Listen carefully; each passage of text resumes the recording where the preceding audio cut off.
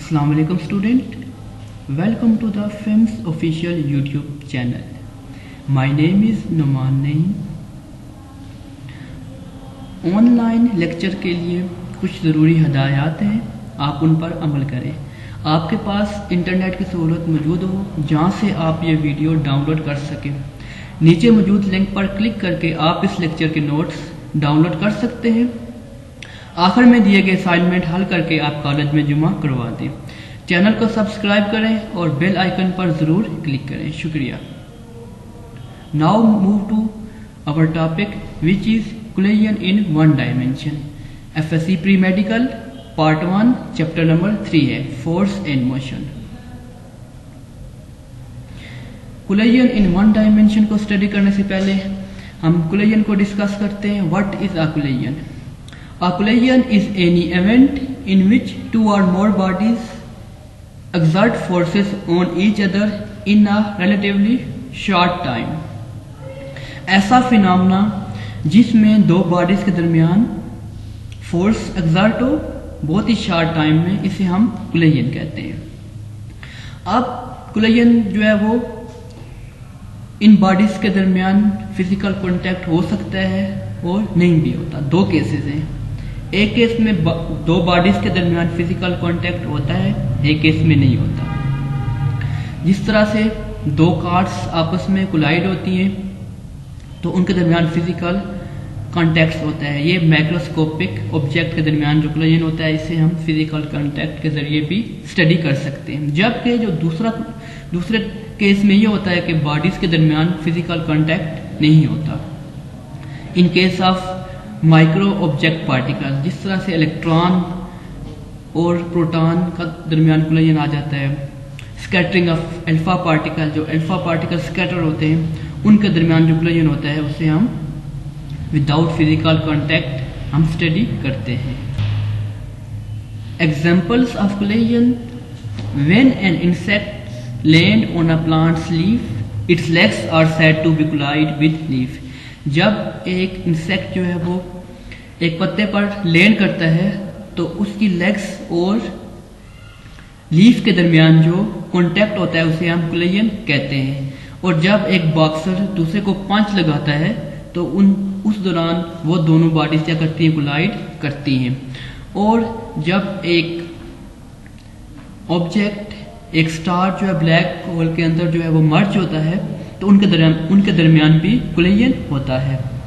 ये तीनों जो एग्जांपल्स ये फिजिकल कांटेक्ट होता है दो बॉडीज के दरमियान। जबकि जो लास्ट वन एग्जांपल है स्कैटरिंग ऑफ अल्फा पार्टिकल्स, कि जो अल्फा पार्टिकल स्कैटर होते हैं किसी भी ऑब्जेक्ट की फील्ड से तो इनमें जो है फिजिकल कांटेक्ट नहीं होता।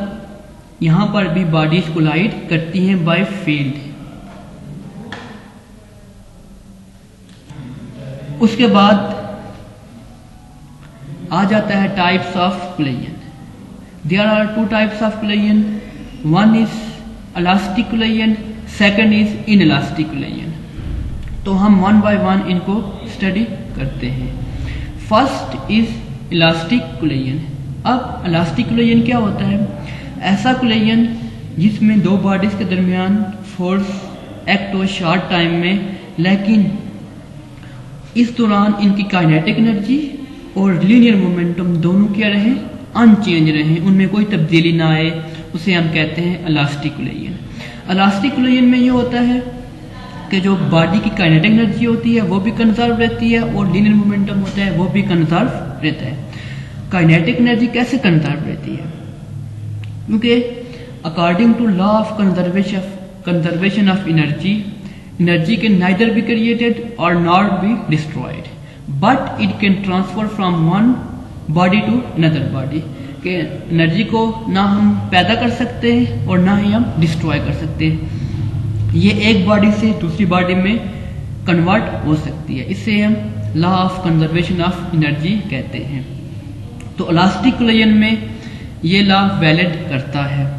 और दूसरा जो लॉ आता है law of conservation of linear momentum, कि इलास्टिक कोलिजन में लीनियर मोमेंटम भी कंजर्व रहता है, कि जब बॉडी का इनिशियल मोमेंटम होता है वही बॉडी का फाइनल मोमेंटम आ जाता है। तो इसे हम कहते हैं इलास्टिक कोलिजन।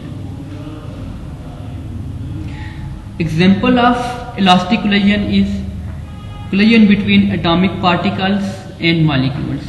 जब हम माइक्रो ऑब्जेक्ट्स की बात करते हैं तो एटम के दरमियान जो पार्टिकल्स होते हैं उनमें कोलिजन होता है। जिस तरह से हम बात करते हैं जब हम अल्फा पार्टिकल को न्यूक्लियस पर स्ट्राइक करते हैं, ठीक है, दो इलेक्ट्रॉन के दरमियान में कोलिजन हो सकता है। ठीक है, आप बीटा पार्टिकल भी कोलाइड करते हैं तो इस कोलिजन को हम कहते हैं इलास्टिक कोलिजन। उसके बाद नेक्स्ट जो आता है वो inelastic collision. What is inelastic collision? The collision in which linear momentum is conserve but kinetic energy is not. ऐसा कोलिजन जिसमें लीनियर मोमेंटम जो है वो कंजर्व हो लेकिन काइनेटिक एनर्जी नहीं। हमने इन दोनों laws of conservation of momentum और काइनेटिक एनर्जी को तो स्टडी कर लिया। अब इस टाइप ऑफ कोलिजन में काइनेटिक एनर्जी और कंजर्व क्यों नहीं रहती? तो क्योंकि माइक्रोस्कोपिक बॉडीज हैं, इनमें काइनेटिक एनर्जी जो है वो एक बॉडीज की दूसरी बॉडीज में ट्रांसफर हो जाती है। अब वो एनर्जी जो है वो जब कोलाइड करते हैं दो ऑब्जेक्ट तो वो एटम से दरमियान जो शेयर होती है वो उसमें साउंड पैदा होता है, हीटिंग इफेक्ट पैदा होता है। तो क्या होता है, बॉडी की जो एनर्जी है वो कंजर्व नहीं रहती। इसे हम कहते हैं inelastic collision. Example of inelastic collision is कि जब हम गन से बुलेट फायर करते हैं तो वो बुलेट जब टारगेट पर स्ट्राइक करता है तो वो बुलेट और टारगेट के दरमियान जो कोलिजन होता है वो इनइलास्टिक होता है। वहाँ पर एनर्जी कंजर्व नहीं होती क्योंकि हम बुलेट की साउंड आती है। अब वो जब वो बुलेट टारगेट पर पेनिट्रेट करता है तो वो साउंड एनर्जी में कन्वर्ट होती है, फिर हीट एनर्जी में भी कन्वर्ट होता है। इस तरह से जब दो मर्ड्स वाल हैं वो आपस में कोलाइड करती हैं, ठीक है, उस दौरान भी वो कोलिजन क्या होता है, इनइलास्टिक होता है। अब हम जंप करते हैं अपने मेन टॉपिक पर कि elastic collision in one dimension क्या होता है। Whenever two bodies are collide with each other, कि जब दो बॉडीज कोलाइड करती हैं अब उनका line of action before collision और आफ्टर कोलिजन एक स्ट्रेट पाथ हो, उसे हम कहते हैं elastic collision in one dimension. हमने पहले भी बात की थी कि इलास्टिक कोलिजन में काइनेटिक एनर्जी और लीनियर मोमेंटम दोनों कंजर्व रहते हैं। इलास्टिक कोलिजन को हम हेड ऑन कोलिजन भी कहते हैं जो वन डायमेंशन में हो। इसकी एक्सप्लेनेशन में जाते हैं तो ये डायग्राम है, इसमें दो बॉडीज हैं, एक का मास m1 है, दूसरी का मास m2 है। जब ये दो बॉडीज कोलाइड करती हैं इनिशियली इनकी वेलोसिटी u1 है और u2 है। आफ्टर कोलिजन क्योंकि इनके मास में तो कोई डिफरेंस नहीं आता, इनकी वेलोसिटी क्या होती है, चेंज हो जाती है। तो m1 मास की वेलोसिटी बिफोर कोलिजन u1 थी और आफ्टर कोलिजन क्या आ जाती है, v1 आ जाती है। इसी तरह से m2 मास की वेलोसिटी बिफोर कोलिजन u2 थी, आफ्टर कोलिजन ये क्या हो जाती है, v2 आ जाती है। तो मीन्स कि वेलोसिटी क्या होती है, चेंज हो जाती है कि बिफोर वेलोसिटी कोलिजन के क्या होती है, u1 and u2, after velocity collision के क्या होती है, v1 एंड v2। तो हमने यहाँ पर क्योंकि ये इलास्टिक कोलिजन है इसमें मोमेंटम भी कंजर्व रहता है और काइनेटिक एनर्जी भी कंजर्व रहती है, तो हम इन कंजर्वेशन लॉज को अप्लाई करके हम बॉडी की इनिशियल वेलोसिटी और फाइनल वेलोसिटी क्या करेंगे, फाइंड आउट करेंगे। पहले हम law of conservation of momentum apply करते हैं। मींस बॉडी का initial momentum is equal to final momentum. अब मोमेंटम क्या है, it is the product of mass and velocity, कि जब शॉर्ट इंटरवल ऑफ टाइम होता है तो इन दोनों का कॉम्बिनेशन, मास और वेलोसिटी का कॉम्बिनेशन हमें क्या देता है, मोमेंटम देता है। क्योंकि इलास्टिक कोलिजन है इसमें बिफोर कोलिजन मोमेंटम सेम रहता है और आफ्टर कोलिजन भी मोमेंटम क्या रहता है, सेम रहता है। तो which is equal to m1 u1 plus m2 u2 equal to m1 v1 plus m2 v2। ये पहली इक्वेशन आती है जिसमें बॉडीज का, दो बॉडीज का इनिशियल मोमेंटम है उनका sum equals to final momentum का सम आ जाता है।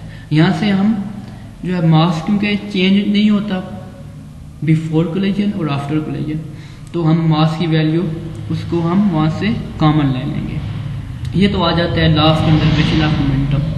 अब law of conservation of kinetic energy के आफ्टर और बिफोर कोलिजन दोनों की एनर्जी क्या रहती है, सेम रहती है। तो दो बॉडीज हैं तो काइनेटिक एनर्जी का फॉर्मूला होता है हाफ mv²। जब ये वैल्यू यूज करेंगे तो हमारे पास क्वेश्चन 2 आ जाएगी which is m1 u1² minus v1² equals to m2 v2² minus u2²। अब इन दोनों इक्वेशन को हम डिवाइड करेंगे तो हमारे पास फाइनल रिजल्ट आएगा u1 plus v1 equals to v2 plus u2। यहाँ से हम बॉडीज की इनिशियल वेलोसिटीज और फाइनल वेलोसिटीज क्या कर सकते हैं, फाइंड आउट कर सकते हैं। जो सेकंड लास्ट इक्वेशन है, यहाँ से हम इनिशियल वेलोसिटी और फाइनल वेलोसिटी की वैल्यू यूज कर सकते हैं। जैसे कि v1 और v2 ये वेलोसिटीज हैं आफ्टर कोलिजन, तो हम इनको कैलकुलेट करने के लिए हम लास्ट इक्वेशन यूज करेंगे। जब वो इक्वेशन यूज करेंगे तो हमारे पास v1 की वैल्यू क्या आ जाएगी, which is equal to m1 minus m2 divided by m1 plus m2 u1 प्लस 2m2 m1 plus m2 u2। तो ये v1 की वैल्यू आती है। अगर हमें बॉडीज के मास जो कि फिक्स होते हैं उनकी वैल्यू तो हमें पता होती है, ये वैल्यू यूज करके इनिशियल वेलोसिटीज हमें पता होती है, वो वैल्यू यूज करेंगे तो हमारे पास v1 की वैल्यू आ जाएगी। इसी तरह से v2 की वैल्यू हम फाइंड कर सकते हैं। तो ये हमारा आज का टॉपिक था elastic collision in one dimension. तो लास्ट में आपके लिए असाइनमेंट्स हैं कि आपने जो है मोमेंटम एंड एक्सप्लोसिव फोर्सेस को घर पर ही सॉल्व करना है, इस टॉपिक को समझना है और इसके असाइनमेंट्स जो है वो सेंड करनी है। साथ में शॉर्ट क्वेश्चन है चैप्टर नंबर 3 के 1 to 6, ये भी आपने जो है उनको खुद लिखना है, होम असाइनमेंट है और कॉलेज में सेंड करनी है। अपना ख्याल रखिए, अल्लाह हाफिज़।